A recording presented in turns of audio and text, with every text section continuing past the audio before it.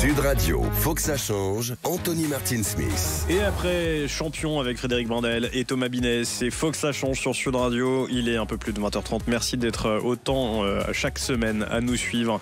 Nombreuses et nombreux sur l'antenne de Sud Radio, sur sudradio.fr et également sur YouTube. Vous êtes plus d'1 million d'abonnés, alors merci pour ça. On démarre tout de suite avec les changements à la une. Mathéo Lamblot.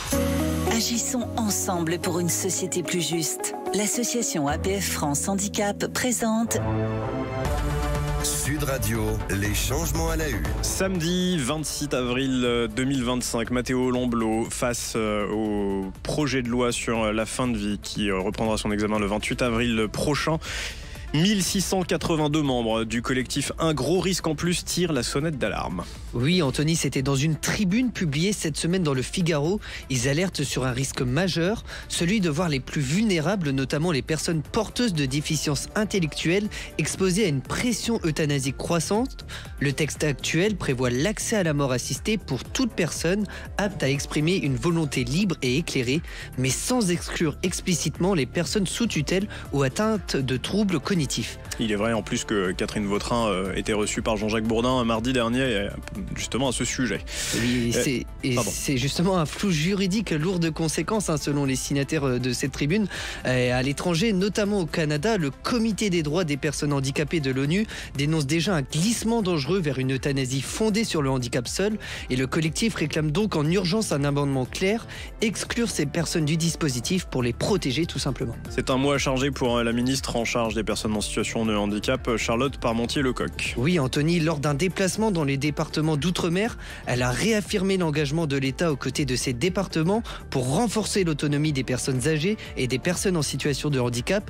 A été votée durant ce déplacement une convention historique dotée de plus de 84 millions d'euros pour développer l'offre médico-sociale dans le département de la Guadeloupe. Et le 24 avril, le gouvernement a généralisé, en tout cas fait l'annonce de la généralisation du service public départemental à l'autonomie. Oui, ce service expérimenté déjà dans 18 départements vise à simplifier la vie des personnes âgées, des personnes en situation de handicap et de leurs aidants en créant un guichet unique dans chaque département.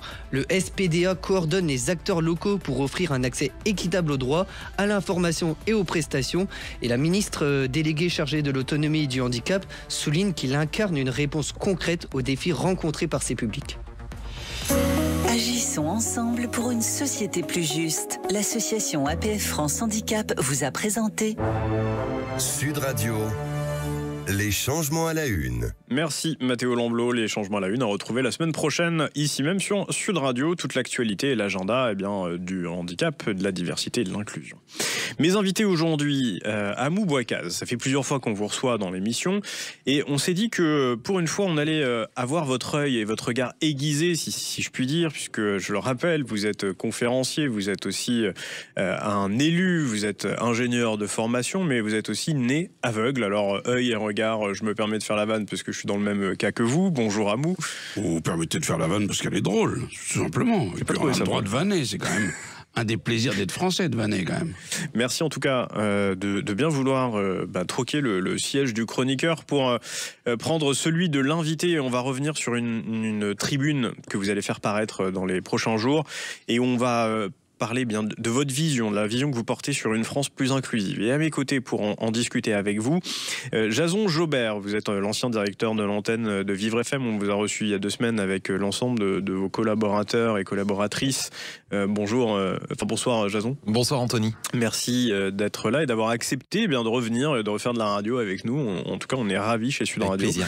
Sud Radio, on parle vrai et on va parler vrai avec Emmanuelle Dalseco, chroniqueuse dans l'émission et puis aussi en charge de rédiger beaucoup d'articles. Bonjour Emmanuelle. Enfin bonsoir, j'ai du mal. Bonsoir. Bonsoir à tous. C'est l'heure d'été, j'ai du mal à m'y faire. Alors Amou Bouakaz, vous êtes né en 1964 à Alger. Vous êtes ensuite venu en France, vous avez grandi en région parisienne, vous avez fait vos études, diplômé de l'université Paris 6 et de l'école nationale des télécoms, des télécommunications. Dans votre parcours, qui a été quand même jalonné de beaucoup de réussites, il faut le dire. Enfin, vous avez un parcours assez exceptionnel, vous avez été élu, ingénieur, Vous avez été aussi, et vous êtes encore d'ailleurs, actif et un acteur associatif sur différents sujets. Quand vous prenez la parole sur cette tribune, où vous voulez que la France soit beaucoup plus inclusive, qu'est-ce que vous voulez raconter et faire passer comme message à nos élus, peut-être, qui nous écoutent? Le message est assez simple. Nous sommes un pays qui a 1500 ans d'histoire continue, qui a donc un héritage culturel, un héritage historique, un héritage de grands hommes. Nous sommes un pays qui a des traditions, et je sais que ces traditions, quand on adopte la France, quand on l'aime, on y est attaché. Certaines, on les conteste, elles évoluent, mais il y a un socle de traditions exceptionnelles. Qu'est-ce qui manque à ce pays aujourd'hui? Il lui manque un projet. Nous ne sommes pas d'accord sur la vision de la France dans 10-15 ans. Et en quoi je propose de profiter de cette vague qui vient d'outre-Atlantique et qui est une vague populiste de repli sur soi. Pour sur quoi on n'est pas d'accord? On n'est pas d'accord parce que certains sont inquiets du changement de population du pays. Certains sont inquiets de certains traits de civilisation qui sont liés à l'émancipation des femmes, à leur prise de responsabilité. Donc, du coup, ça... Là, vous faites référence notamment aux politiques de Donald Trump, qui presque... D'ailleurs, je ne sais pas si on peut dire, est-ce qu'il est autoritariste, Donald Trump, quand on en a parlé plusieurs fois, et même notamment avec vous, Amou Bokaz, dans l'émission, sur le fait qu'il a avorté, d'ailleurs le mot, je trouve, est assez mal choisi, mais toutes les politiques qui favorisent l'insertion et l'inclusion des femmes, des personnes différentes, notamment les personnes en situation de handicap, mais pas que.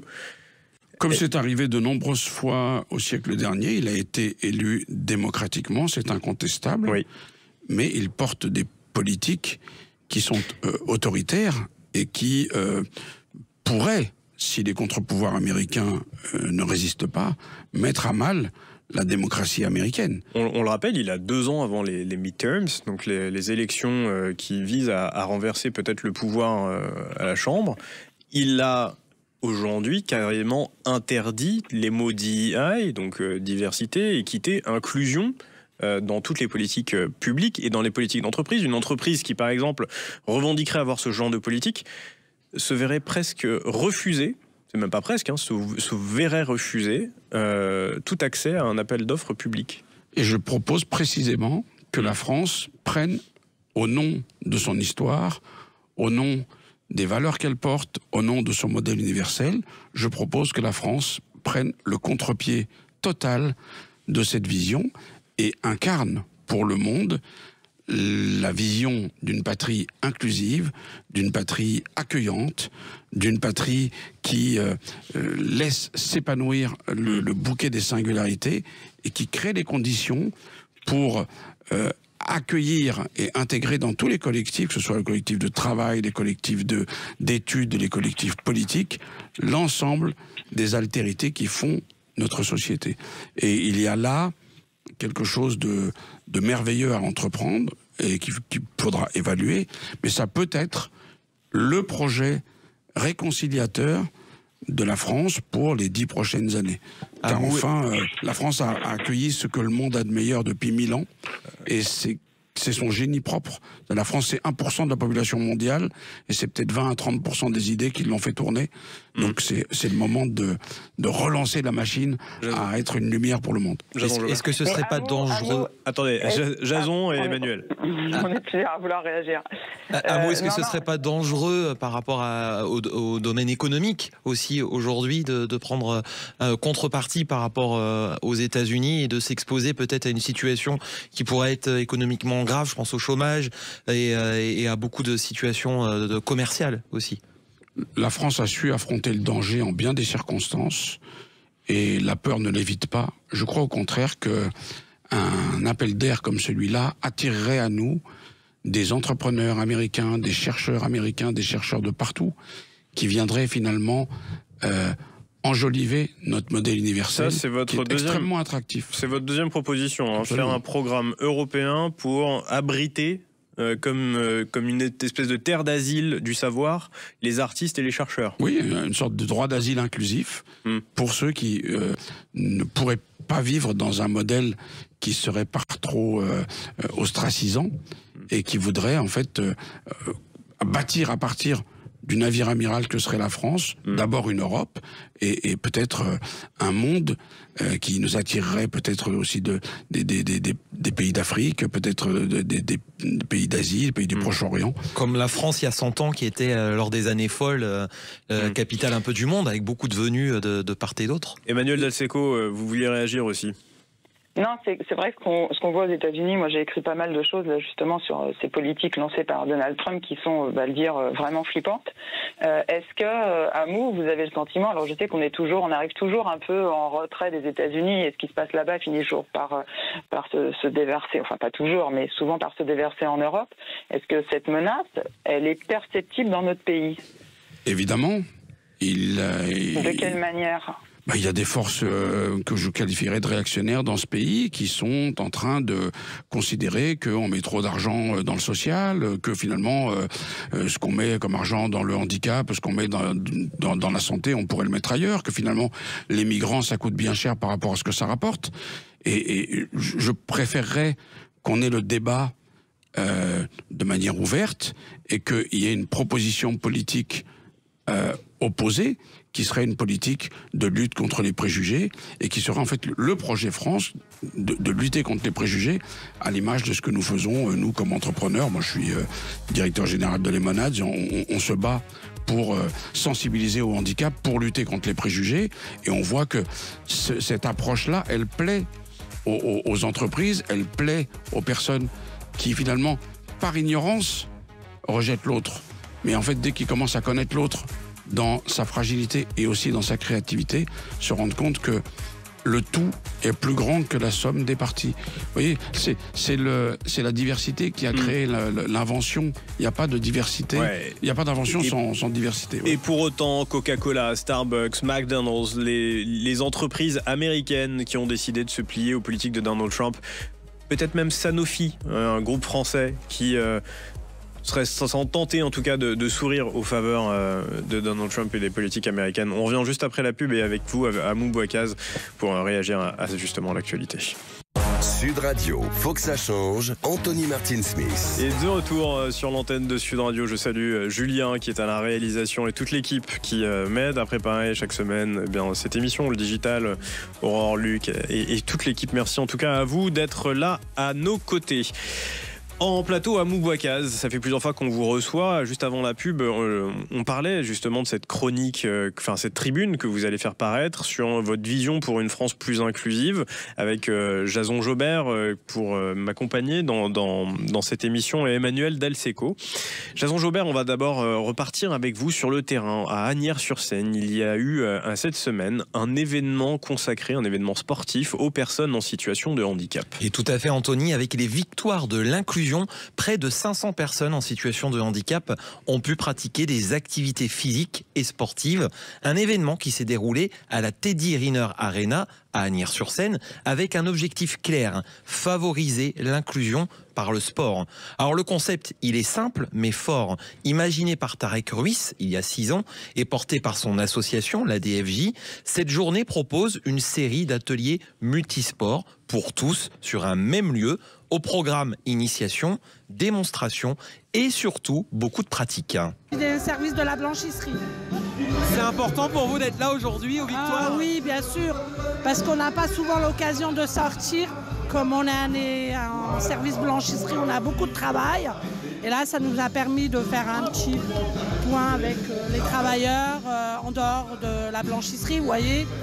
Donc là, c'était Nadia qui habituellement est en un ESAT et donc elle nous l'a dit, ça lui a fait du bien de sortir parce qu'en fait, il y a plusieurs sports qui sont proposés pour toutes ces personnes, du judo, du chambara, de la boxe thaï, mais aussi, Anthony, des parasports comme la boccia ou le cécifoot, et puis un parcours challenge accessible à tous et qui rappelle en fait les jeux d'école. la cheville ouvrière de cette action, les petites mains qu'on ne voit pas, qui ont tout préparé. Voilà, on est tous des bénévoles et notre seule récompense, c'est le sourire des jeunes. C'est Michel qu'on vient d'entendre, speaker de la journée, et c'est ce qui rend l'événement encore plus remarquable. C'est que c'est une équipe 100% locale et uniquement portée par des bénévoles, Anthony. Eh bien, merci Jason Jobert. En tout cas, une chronique fort intéressante. Moi, personnellement, c'est plutôt le judo et le chambara dans les sports qui ont été énoncés. J'aime bien aussi le reste. C'est vrai que le cécifoot. Tous les auditeurs connaissent le chambara. Moi, je ne connais pas. Je ne sais pas ce que c'est. Et l'équipe de France, c'est un art martial qui se pratique avec un sabre en mousse. Et l'idée, c'est de toucher la tête, les bras et les jambes, la taille. Et puis d'annoncer à chaque fois qu'on fait une frappe. C'est un travail extrêmement rigoureux qui est un peu inspiré de l'escrime, en tout cas. Merci Jason Jobert pour cette chronique fort intéressante à retrouver également sur sudradio.fr. Amou Bouakad, on revient avec vous sur donc l'actualité, cette tribune que vous allez faire paraître, parlant d'une France dont vous faites le vœu, plus inclusive. Vous dites dedans que ce n'est pas parce que nous avons moins que nous sommes moins. Vous parlez de qui et pourquoi ? Je parle de tous ceux qui, comme moi, ont eu la chance de naître avec des écarts à la norme. Moi, je suis né aveugle et arabe. À la base, ça aurait pu être la double loose. Il se trouve que ce modèle universel français, cette façon d'être aux autres de ce pays, m'a tant donné que j'ai pu m'épanouir dans divers métiers, dans divers engagements qui font que ma vie vaut la peine d'être vécue. C'est évidemment un exemple, mais il y en a des milliers d'autres. J'aurais pu en citer plein. Mais c'est ça l'idée, c'est que nous n'avons pas moins parce que nous sommes moins, nous n'avons pas moins parce que nous avons un écart à la norme. Bien au contraire. C'est parce que Graham Bell s'occupait de personnes sourdes qu'il a inventé le téléphone. C'est parce qu'un jour, une personne paralytique qui est allée, voulait regarder la télé, qui allait voir son marchand et qu'on a inventé la télécommande. Je pourrais vous citer des milliers d'exemples. Donc, la créativité vient de la diversité, vient de la différence. Et ce qui fait que l'être humain se distingue de l'animal, c'est qu'il est conscient qu'il a un futur, d'une part, et deuxièmement, c'est qu'il est conscient qu'en fait, celui qui diffère de lui l'enrichit. Donc il ne faut pas le faire disparaître. Or, ce que fait Trump, dans une certaine mesure, c'est une forme de retour à l'animalité, à cet instinct grégaire de troupeau qui est peut-être rassurant, mais qui est très dangereux. Certains diront qu'il revient à des pratiques traditionnalistes inspirées de la religion catholique, avec notamment son vice-président, J.D. Vance, qui a, lui, une mouvance, une pensée très, très traditionnaliste. L'avortement, c'est contraire à la bioéthique, etc. Vous pensez vraiment que dans ce cas de figure, Donald Trump fait fausse route ? Il ne faut pas confondre l'évangile avec l'évangile selon Google. Hein. Les chrétiens pensent précisément, si j'ai bien compris, que celui qui diffère de vous vous enrichit. Et la question de l'avortement... Mais ça, c'est propre à toutes les religions, d'ailleurs. Oui, bien sûr. Mais en tout cas, le moteur de l'humanité, c'est sûrement pas de revenir de manière grégaire. Alors, je peux tout à fait comprendre qu'il y ait une insécurité à l'ouverture. Et c'est bien normal que cette insécurité soit traitée. Moi, j'ai jamais de mépris pour celui qui craint l'évolution. Et je pense que c'est à celui qui arrive d'être poli, d'être civil avec l'endroit dans lequel il arrive d'une manière générale. Donc celui qui a un écart à la norme se doit de s'ouvrir à celui qui est majoritaire. C'est dans ce sens-là qu'au départ les choses doivent aller. Mais pour que ça fonctionne, il faut que celui qui est majoritaire se tourne résolument vers l'accueil, vers l'altérité. C'est comme ça, en fait, que la France s'est construite et que la France continuera de se construire. Vous dites que la France est le berceau, finalement, du droit universel. Ça prend quelle forme ? Parce qu'en fait, aujourd'hui, je suis désolé, mais moi, quand je lis l'actualité, quand j'écoute les informations, j'ai l'impression qu'on est tout sauf un pays qui porte ces valeurs, en tout cas, ou qui a envie d'accueillir le monde tel qu'il est vraiment. On a même entendu, suite à l'annonce du décès du pape et qu'on a couvert, comme toutes les antennes ici sur Sud Radio, qu'il y avait même un envahissement de l'islam en Europe. La France est par essence, et depuis au moins la Révolution, mais probablement bien avant, la patrie de l'accueil, la patrie de l'inclusion. Simplement, la France, elle est percutée par des angoisses, par un sentiment subjectif et quelquefois objectivable d'un changement de population. Et c'est pour ça que je crois qu'il faut être ambitieux et qu'il faut que les politiques et les leaders d'opinion expliquent à quel point la France peut tirer parti de ces évolutions. Ça ne veut sûrement pas dire qu'elle doit accepter que les nouveaux, entre guillemets, dictent les règles d'occupation de l'espace public, par exemple. Bien au contraire. Mais la France, le modèle français, a une capacité d'accueil, une capacité d'assimilation, une capacité d'inclusion qui est exceptionnelle. Et je crois que c'est parce que nous avons peur, c'est parce que nous sommes inquiets, que nous ne tirons pas tout ce qu'il y a à tirer de ces nouveaux arrivants. Ça n'empêche ni la fermeté, ni la sanction d'actes délictueux qui seraient commis. Enfin, vous voyez, je ne suis pas du tout naïf. Je pense qu'il est de bonne politique de réguler tous les espaces et de le faire avec tous les outils que nous donne la démocratie et la République. Mais la France est un pays qui est capable d'accueillir et de se nourrir de l'altérité et de montrer au monde de manière exemplaire ce qu'on peut faire avec des Arabes, des Juifs, des handicapés, des gens d'autres orientations sexuelles, et que sais-je encore. Et surtout des femmes, parce que là aussi, il y aurait du boulot à faire. Emmanuel Dalseco, vous voulez dire un mot ? Justement, il y a une femme qui veut parler. Dans votre tribune, vous dites l'inclusion peut devenir une véritable aubaine économique. Vous vous adressez aussi au secteur économique, aux chefs d'entreprise, et vous mentionnez dans un contexte de forte tension budgétaire. Alors moi, j'ai toujours été très sensible à l'intelligence de votre discours et à la bienveillance du cap que vous souhaitez fixer pour l'ensemble de l'humanité. Mais quand on est dans une conjoncture un peu difficile, quand les patrons ont comme objectif à très court terme, et là je parle bien du très court terme, de sauver leur boîte, est-ce que c'est un discours qui est entendable ? Il me semble que plus que jamais, c'est un discours qui est entendable. C'est-à-dire que ne pas inclure, ne pas bâtir une société dans laquelle tout le monde est à sa place, ça a un coût économique quotidien. Quand vous ne pouvez pas accéder à un lieu, qu'il vous faut des véhicules spéciaux pour y arriver, qu'il vous faut des travaux de mise aux normes pour y arriver, ben vous empêchez toute une partie de la population d'apporter des contributeurs positifs. Quand vous avez des centaines de sites internet du domaine public qui ne sont pas accessibles, bah vous empêchez des clients de consommer, vous empêchez des entrepreneurs... Accessible, ça veut dire utilisable par une personne une situation de handicap ou de perte d'autonomie. Donc, et puis en fait, les personnes handicapées, elles n'ont pas vocation à vivre d'allocations toute leur vie. La première fois que j'ai payé des impôts, moi j'ai fait la fête. Ben oui, parce que en effet, à un moment, je me suis senti pleinement citoyen, de droits et de devoirs. Faudrait-il arrêter la solidarité ? Pas l'arrêter, mais la questionner, la réinterroger, toujours, parce que c'est un modèle qui doit lui-même évoluer. Mais pour autant, vous avez des personnes qui vous disent, moi les allocations, c'est mon seul moyen d'exister.